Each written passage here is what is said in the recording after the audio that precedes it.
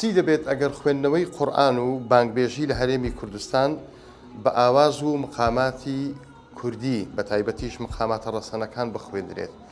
ئەمە پرۆژەیەکی هاوبەشە لەلایەن یەکێتی زانایان هەروەها وەزارەتی ئەوقاف کاری لەسەر ئەکرێت. دوێنێ پانێڵێکی تایبەتیان لەسەر ئەم بابەتە کردووە، کۆمەڵێک مامۆستا و دەنگبێژی هەرێمی کوردستانیان کۆ کردوتەوە، کەسانی شارەزا باسی مقاماتی ڕەسەنی کوردیان بۆ کردوون بە پێویستی ئەزانن کە قورئان خوێندن و بانگدان لە مزگەوتەکان بگەڕێتەوە سەر ڕەسەنایەتەکەی خۆی کە ئەوان پێیان وایە مقاماتی ڕەسەنی کوردی مۆرکێکی ڕەسەنی نەتەوەییە پێویستە بانگدان و قورئان خوێندنیش بگەڕێنەوە سەر ئەو ڕەسەنایەتیە.